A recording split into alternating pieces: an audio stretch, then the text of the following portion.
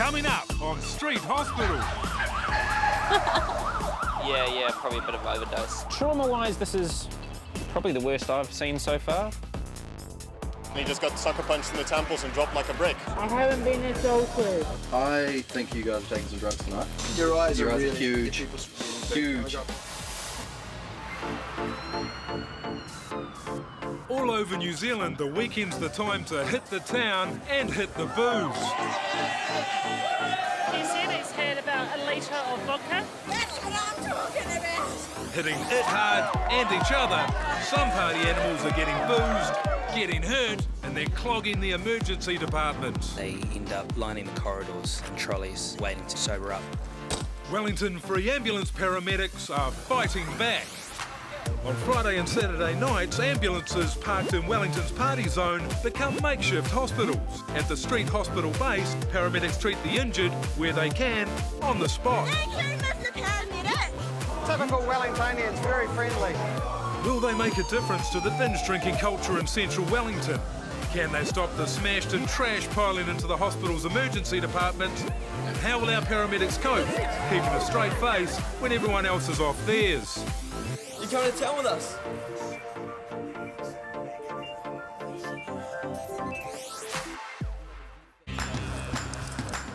The street hospital medics are gearing up for what could be their biggest night of the year, the aftermath of Wellington's Homegrown Music Festival. Be prepared for people to be aggressive and combative. It'll be almost 12 hours that they've been drinking for. To cope with any eventuality, they've gathered together a huge team, including two highly experienced medics, intensive care paramedic Sean and paramedic Brendan. We'll be able to handle anything that's thrown at us. Right now, all that's been thrown at them is rain, and lots of it. It is peeing down with rain. Could this mean that Homegrown will be a washout? To get up. No.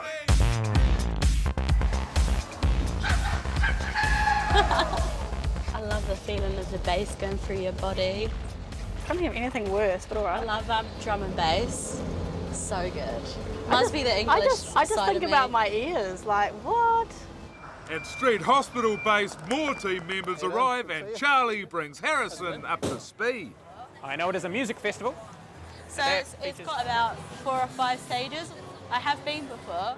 So it's quite an expansive event then. Yeah, it's huge. It's probably, I would say, the biggest event in Wellington. With an hour before the concert closes, people are trickling into Courtney Place already.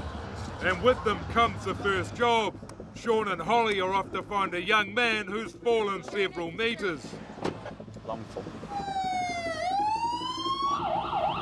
They find their patient on the footpath, surrounded by panicked friends. The group had been on their way back to Homegrown. I think he just fell down the stairs, eh? We're just having a little bit of a party. Any blood around the head? I'm not finding anything. What does he have to drink? Anything? Unconscious for about an hour. Any drugs tonight? MDMA?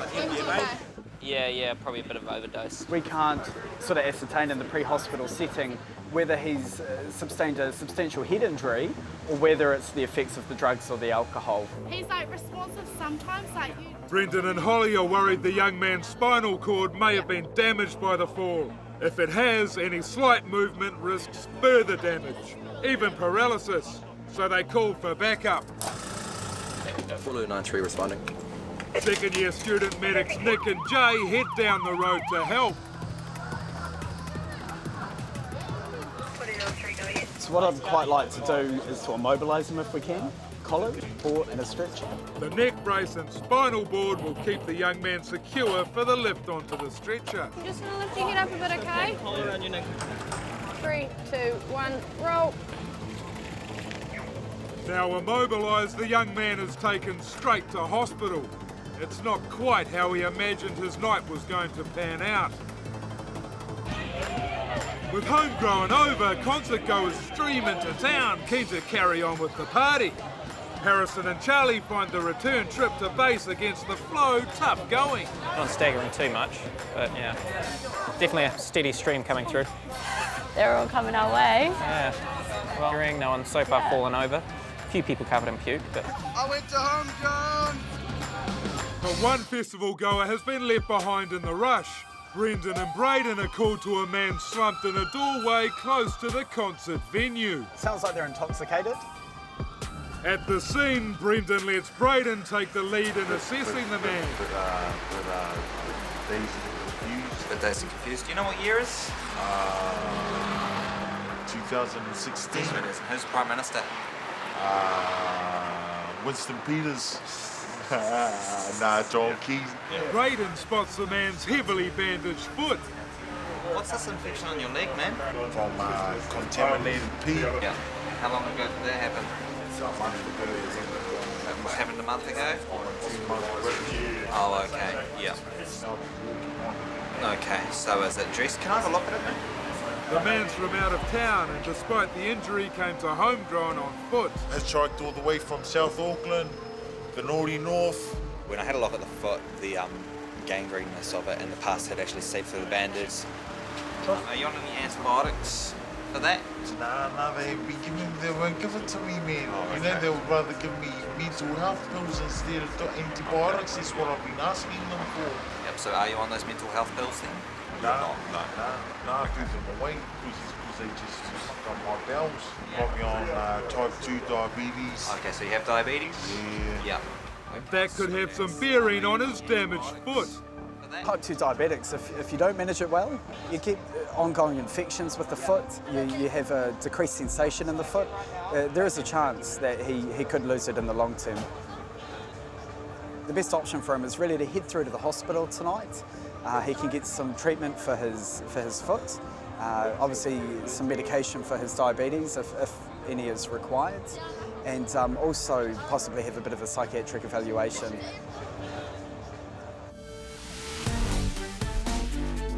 Back at Street Hospital base, the calls keep coming, this time about a young backpacker in a hostel. Craig dispatches intensive care paramedic Sean and first-year student Harrison to track her down. 18-year-old female with severe abdo pain. 10 out of 10.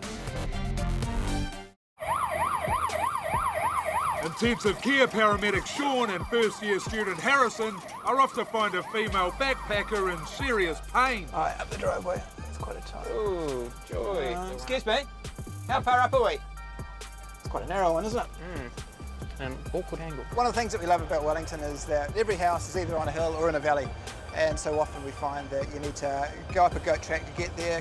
Really not a nice place to get to. What are your chances of turning around in here? Slim to nothing? We did a billion-point turn up the top there. Yeah, we're just going to take forever trying to get to the patient. The narrow driveway was a mission, but the rickety hostel walkway is almost inaccessible. Turning up, we saw this, what looked like a Lost Boys from Peter Pan construction on the back of the building. About a half a metre wide walkway. Inside the hostel, Sean and Harrison find the female backpacker in agony and not capable of walking. She's had a history of a spinal injury. She needs hospital, and the medics will have to carry her out. Have to see if our carry chair can get down here. I think it will. How they will do this safely over the rickety, narrow walkway will be their biggest challenge. Meanwhile, back at Street Hospital base, frontline emergency jobs just keep coming. For ETOH, located in a hallway on level 1. Paramedic Brendan and student Charlie have been called to an unconscious girl in the hallway of a nearby apartment. The state of the building is a complete shock. There's been a whole lot of alcohol, urine all through the hallway and up the stairs. And with it being a lino surface, it's obviously very unsteady and slippery. We went up the stairs and there was a young, slim girl on the floor. She's been lying on the ground outside what seemed to be a party going on in one of the apartments. I honestly think somebody's spiked. You think somebody's spiked her? With the party in full swing, assessing the woman's condition is very difficult. Brendan and Charlie decide to get her out of there. At the moment, she's at risk of asphyxiating with her trachea and esophagus. In other words, she's at risk of choking on her own vomit. And so if you need to vomit, just go for it. Brendan and Charlie must watch their step. Not only is the floor covered in booze and other fluids, it's littered with broken bottles and cans.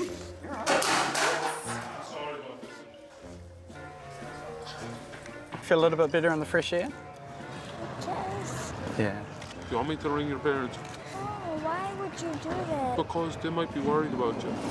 It's possible that she could have had her drink spiked. However, at this stage, it is just looking like alcohol intoxication with a bit of CNS depression. So her nervous system is just shut down a little bit. Ready to go? Yeah. Getting the girl back to base is the next step.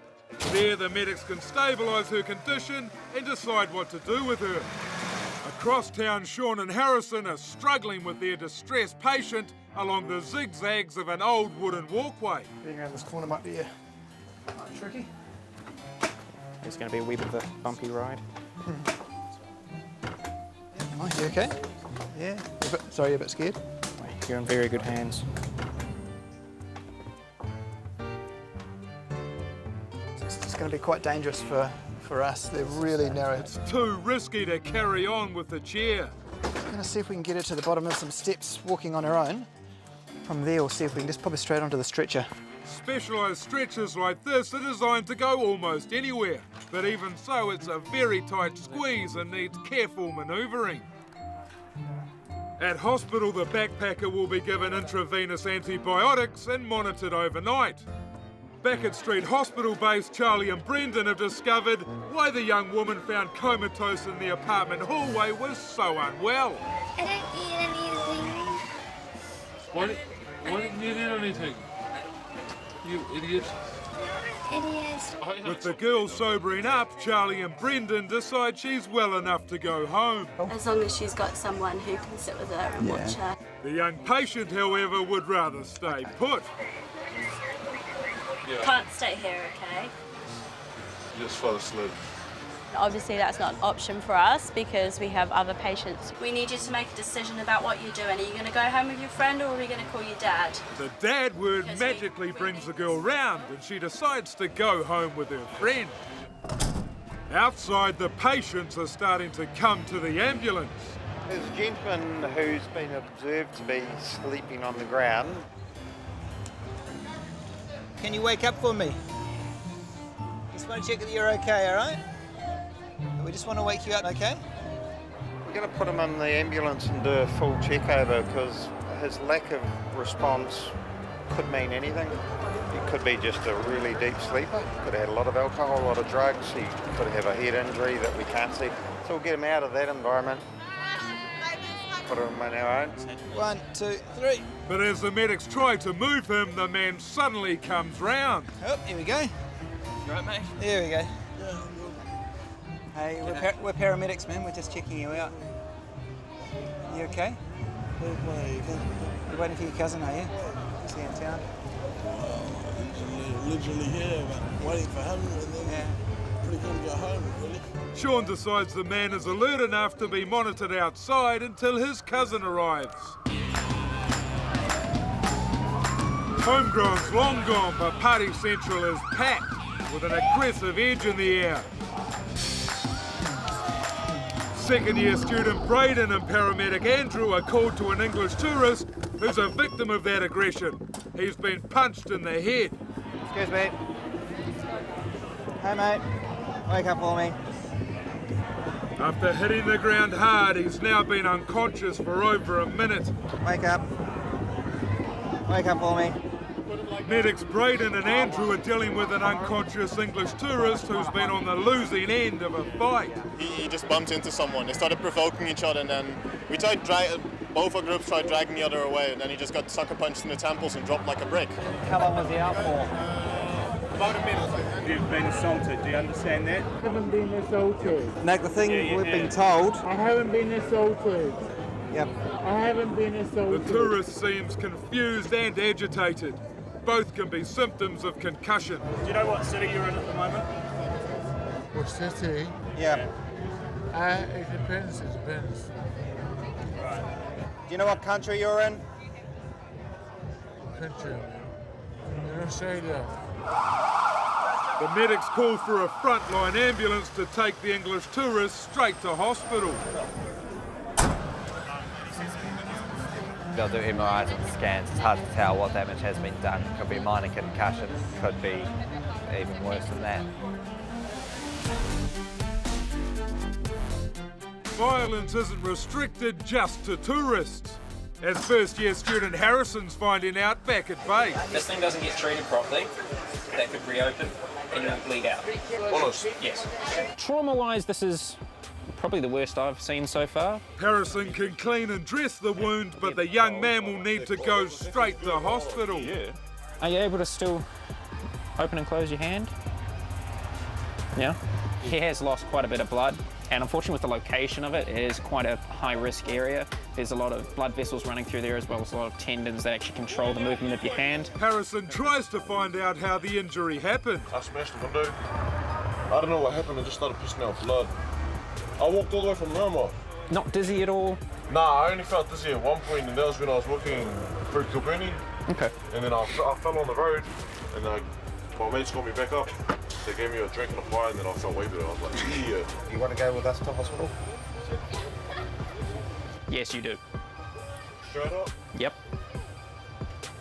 All right, cool. Good man. The official end of summer has produced a night of head injuries, damaged feet and hands, and too much alcohol. There's been no let-up for the team, with jobs all over town, and they just keep coming. Paramedic Sean and second-year student Jay don't have to go far this time. 19-year-old male, conscious breathing, intoxicated. On the right, somewhere here. Oh, just here. There it is. Their patient is half naked, soaking wet and very unwell. We're now status 3. You'll be transported to the street hospital base. Temperature 35.8. The young man Tom has a very low body temperature and has downed a lot of alcohol. What was it? Vodka, plus a little bit of beer, plus a little bit of wine. Across town, Brendan and Charlie have been called to a patient with chest pain. The man in his late 30s is waiting on the footpath. Just get straight in the back. Pop yourself on the seat there, and we'll just turn some lights on so we can see what's going on. Do you just want to set up the stretcher for him? The man is very agitated and is insisting on being given morphine. Give me something for this thing. You can't talk to us like that, okay? We're trying to help you. I know, I'm sorry, but I'm gonna... Yeah, okay, so you've got some chest pain right now. How long have you had that chest pain for? He was at Homegrown earlier in the evening and presents a confusing set of symptoms. Okay, so your heart rate is really high at the moment. It was in the 150s, which is incredibly high for a guy so young. You're going to need a trip to hospital, all right, just because your heart's really racing at the moment. The man's strange behaviour is leading Charlie to suspect there's more going on here. You been taking any drugs? No, but I think I got drugged. You think you got drugged, okay. Yeah.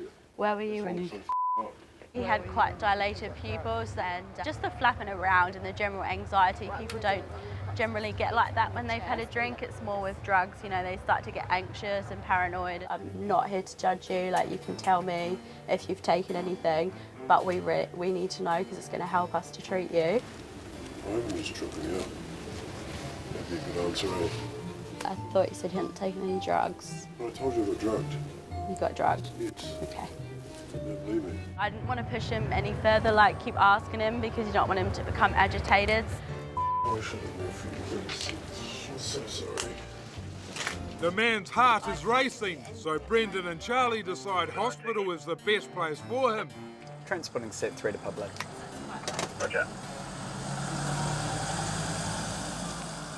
Oh, can I give you what, sorry? CPR. You don't need CPR. Sure. Yeah, you do not need it.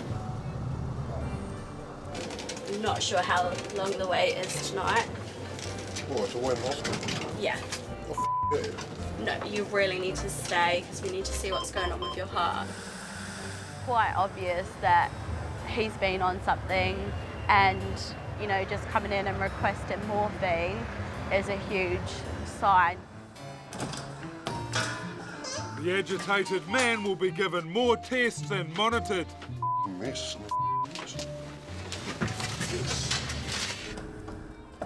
Back at base, Sean and Jay are starting to suspect there's more going on with their patient too. I think you guys are taking some drugs tonight because you're both chewing your jewels off and your eyes are crazy huge.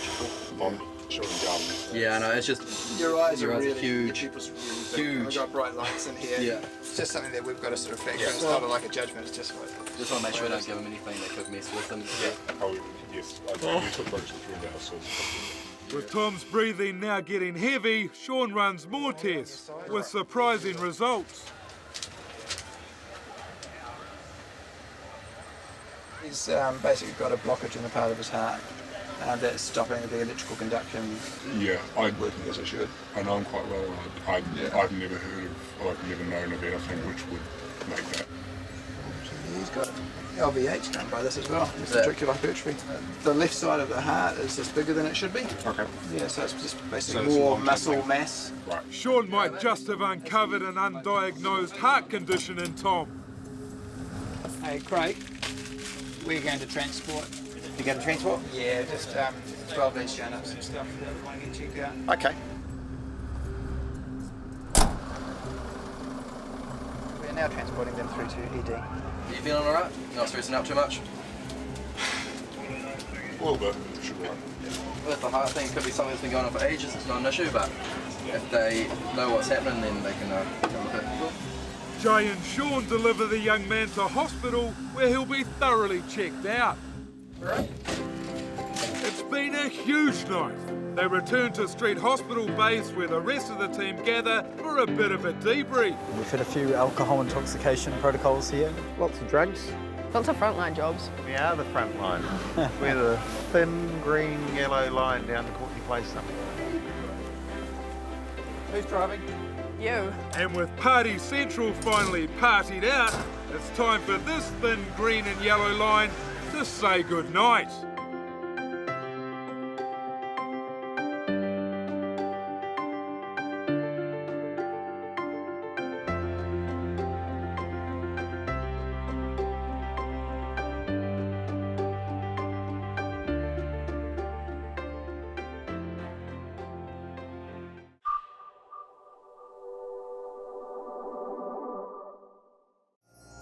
Supporting local content so you can see more of New Zealand on air.